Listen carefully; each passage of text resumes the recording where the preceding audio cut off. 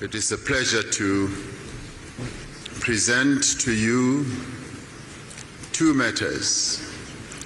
The first is to inform and advise you that the BRICS leaders in the 15th BRICS Summit have over the past 2 days had occasion to have discussions both in a retreat form as well as in a proper official summit. And in the course of those discussions, have reached a conclusion to adopt the Johannesburg Declaration as a declaration that encompasses and covers the various issues that the leaders had to decide on. These matters have been in discussion for over a year in various iterations and meetings, being prepared by our Sherpas and ministers in various meetings, and in the end, a declaration has now been adopted as Declaration 2, Johannesburg Declaration 2, and is adopted.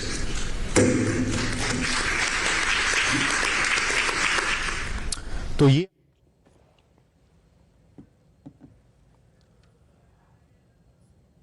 concluded the 15th BRICS Summit yesterday.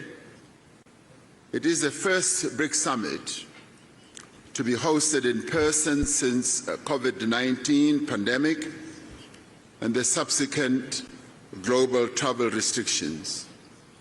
Leading up to the summit, there was a wide-ranging BRICS business forum attended by some 1,500 business people from BRICS countries as well as from other countries from around the globe. This business forum was aimed at attracting investment, promoting collaboration, and showcasing opportunities within South Africa, the African continent, and indeed BRICS countries as well.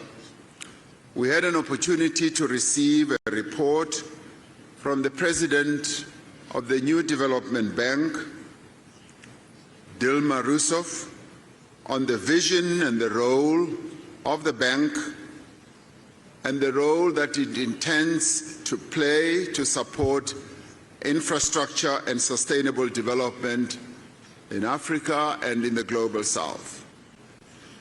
We celebrated the 10th anniversary of the establishment of the BRICS Business Council and welcomed their report and the subsequent recommendations that they made to the leaders.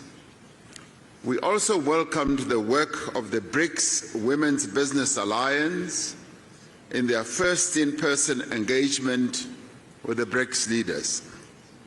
We particularly welcomed the participation of youth representatives in the summit. We endorsed our expectations for the BRICS economic partnership to generate tangible benefits for our communities and deliver viable solutions for common challenges faced by the Global South. We shared our vision of BRICS as a champion of the needs and concerns of the peoples of the Global South. These include the need for beneficial economic growth, sustainable development, and the reform of multilateral systems. We reiterate our commitment to inclusive multilateralism and upholding international law, including the purposes and principles enshrined in the United Nations Charter. We are concerned about ongoing conflicts in many parts of the world. We stress our commitment to the peaceful resolution of differences and disputes through dialogue and inclusive consultation.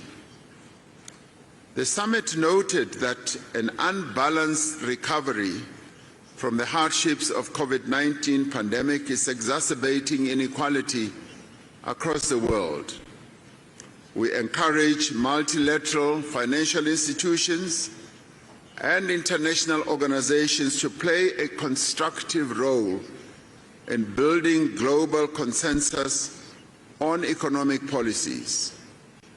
We have noted that there is global momentum for the use of local currencies, alternative financial arrangements, and alternative payment systems. As BRICS, we are ready to explore opportunities for improving the stability, reliability, and fairness of the global financial architecture. In this regard, BRICS leaders have tasked their finance ministers and central bank governors, as appropriate, to consider the issue of local currencies, payment instruments, and platforms, and to report back to the BRICS leaders by the next summit. This summit reaffirmed the importance of BRICS people-to-people exchanges in enhancing mutual understanding, friendship, and cooperation. The summit appreciates the progress made over the last year in the fields of media, culture, education, sports, arts, youth, civil society, and academic exchanges. We adopted the Johannesburg Declaration, which reflects key BRICS messages on matters of global economic, financial, and political importance. It demonstrates the shared values and common interests that underlie our mutual beneficial cooperation as the 5 BRICS countries. BRICS itself is a diverse group of nations. It is an equal partnership of countries that have differing views but have a shared vision for a better world.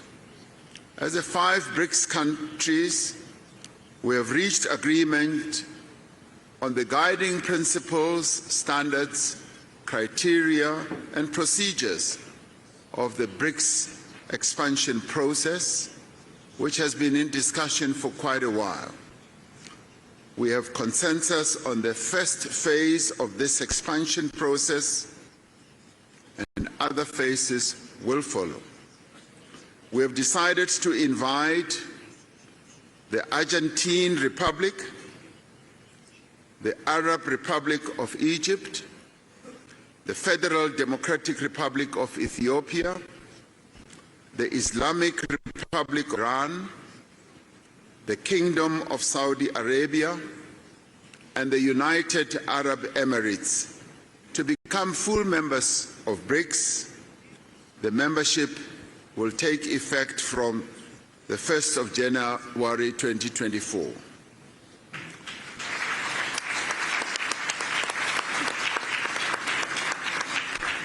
We value the interests of other countries in building a partnership with BRICS. We have tasked our foreign ministers to further develop the BRICS partner country model and a list of prospective partner countries and report by the next summit.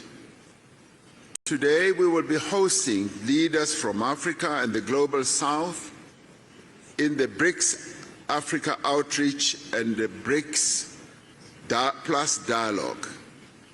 This is so that we can have an inclusive dialogue on key issues affecting developing economies and identify actions that we can take together towards a more equitable, inclusive, and representative world.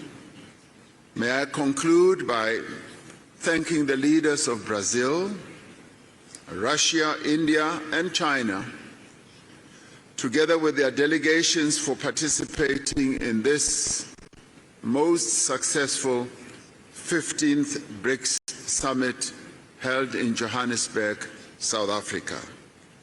Through this summit, BRICS has embarked on a new chapter in its efforts to build a world that is fair, a world that is just, a world that is also inclusive and prosperous. I thank you. I'm now going to ask President Lula da Silva, President of Brazil, to be the first to speak, and thereafter I'll ask the others to follow. Thank you very much.